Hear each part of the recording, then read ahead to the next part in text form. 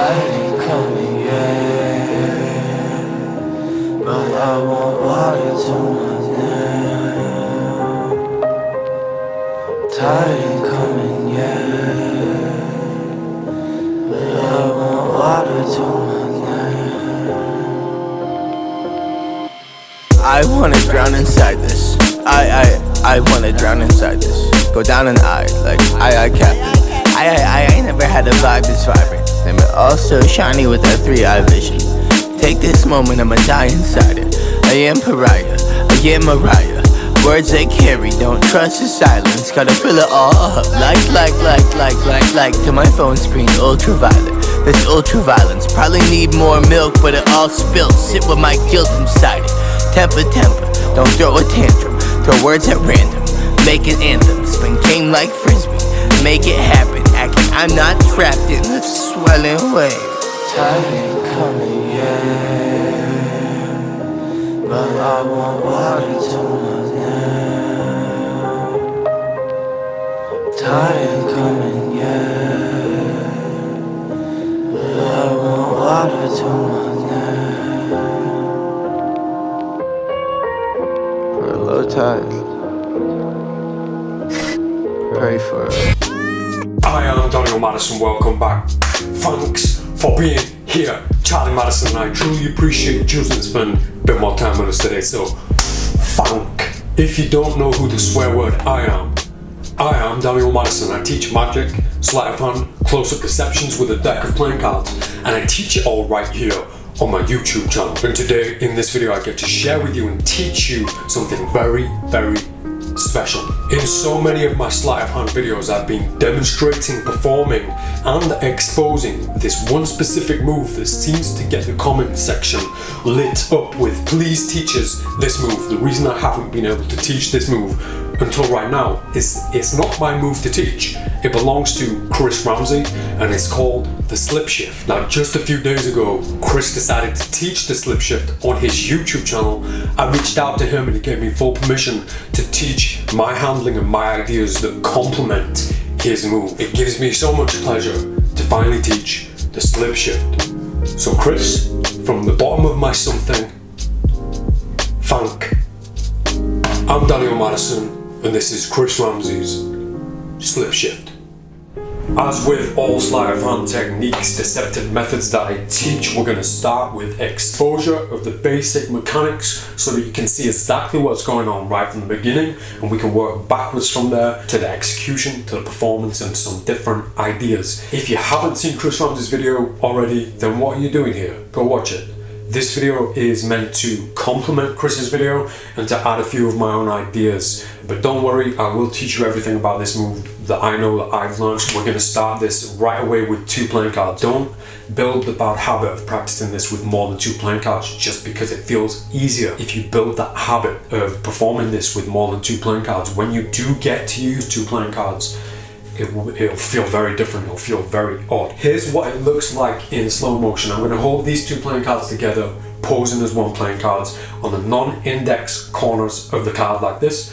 My thumb goes here and finger 2 goes here. If I show you the card like this, show you the other side, you'll start to see the bridge that I've made. I have bowed, can't say that word properly, I've bowed. I've created a bow, a bridge in these 2 playing cards. Now, my aim here is that that bridge is not obvious, that it's not too apparent. I don't want it to look like this. Certainly don't want anybody to see it.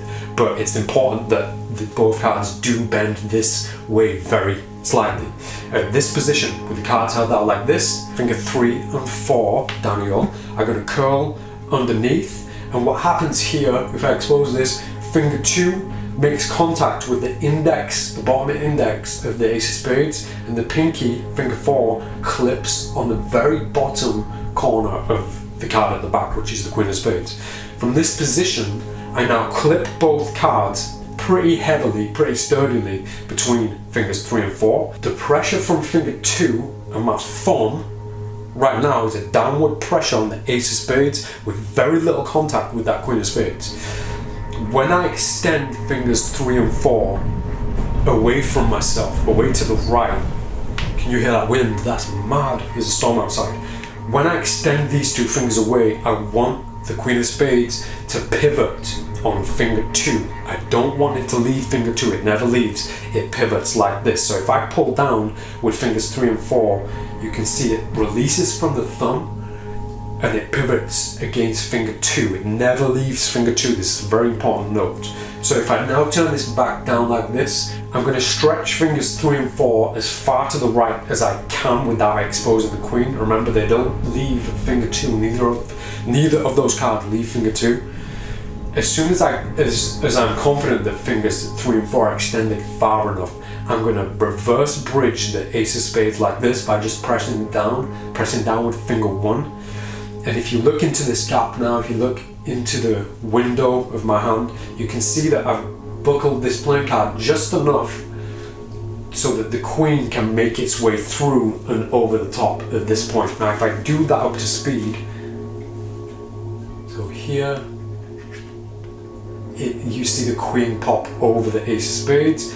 Now I allow the Queen of Spades, the index corner of the Queen of Spades, to add a pressure to the face of the Ace of Spades. If I pull back with my thumb now, the Ace of Spades starts to line up underneath the Queen of Spades. Remember, the corners of these two playing cards are still on finger 2, they never let go. That's still my pivot point. So now if I pull my finger back and start pulling fingers 3 and 4 inwards, finger 1 makes contact with the Queen of Spades, the corner on top, and I can use finger 1 to push the Queen of Spades this way slightly. When I do that, watch what happens. It pivots over the top of the Ace of Spades. Fingers 3 and 4 now line up against the side of that Queen. And then the cards are straight and my fingers are back in position. Finger 1 on this corner and the thumb on this corner. So that's the complete cycle, the complete move. So if we do this once again, I clip both cards like this and I pull with my pinky. This releases the Queen of Spades from my thumb, pivoting against finger 2 here, and I pull these two fingers back as far as I can, fingers 3 and 4. Finger 1 now presses down on the Ace of Spades. At this point, don't be tempted to do this, to make so much room for the Queen. We don't want to cause too much of a bend in this Ace of Spades. At this point, you can see what I mean. I just need to clear that Queen over the front, and that can allow the Ace to straighten back up. Finger 1 makes contact with the Queen here. I can let go here. Finger 1 presses forward as fingers 3 and 4 underneath press those cards together. The thumb does the rest, and now the cards are perfectly clipped together. That is the mechanics of the slip shift. Let's now have a little chat about how you're going to practice this and how you're going to make it look perfect in your execution and in your performance. The first time I saw Chris Ramsey, he was performing, demonstrating sleight of hand techniques on film with the deck of my playing cards. He caught my attention right away and we became friends. He showed me the slip shift, he taught me the slip shift, and that's when I knew that this was a serious and dedicated and skillful sleight of hand artist. It's been about 6 years since he taught me the move, and I've only just now started to feel confident enough to teach it, because yes, it is a very, very difficult move. You're going to need a lot of patience, you're going to need persistence, bit of endurance. It is a very difficult move and you're going to lose your temper with it when you drop playing cards and your fingers start to hurt and muscles and your hands start moving that you've never moved before, and you end up with a cramp in your hand. Charlie, this is one of those moves. Now I've been performing this move as an expose just to show people on film in my demonstrations just how beautiful the mechanics of this sleight of hand technique really are. I have this relationship with exposing magic and sleight of hand. Often I think the technique itself, the deceptive method, is so much more beautiful than the prestige, and this is one of those moves that seriously complements sleight of hand and dexterity with playing cards when it comes to seeing how it works rather than just being fooled by the move itself. So it's the things that I don't like about this technique and this move that made me, instead of walking away from it thinking, oh no, your fingers are all over the place, man, this doesn't look good, you have to turn it in some weird angle sensitive ways, I don't like that. Instead of walking away from it because of that, I decided to take those motions, take those movements and finger positions and try and make it try and justify why that was happening in my body language, in the way that I'm moving, in the way that I'm inspecting and exploring my own playing cards, whilst at the same time indirectly showing my audience both sides of the playing card. So it becomes more of a kind of curious inspection of the playing cards, the way that I'm executing the move itself. In that kind of confusion, that's when the move happens. And for me, the most important thing about the way that I do this is that the move happens before anybody realizes that the cards have switched. So that's why it's not a color change. I don't like to finish the move and then the cards change and everybody's like, whoa, it changed. I want to do the change and then slowly turn over to show you that the cards move. This just allows me to hide the deception and make it look more natural, I believe. Tell me what you think anyway. So this begins with me holding the playing card, one playing card, at arm's length to show my audience, to show Susan Sausage the back of the playing card. It looks like I'm inspecting the front, so it looks like I'm just looking at the ace of spades, so I'm indirectly showing you the back. Now I bring it over here so that I can look at the back of the playing card too, and it looks like that's my action, it looks like that's my motivation. Meanwhile, I'm indirectly inviting my audience, Susan Sausage, to inspect the front of the playing card where she can see the ace of spades. But as I do this from here to here, I execute the first part of the move, so I get the queen of spades in position to go over the front of the ace of spades, which looks like this. So I show the back, and as I come back here, I do the first part of the move, so the queen is now pivoted against finger 2 like so.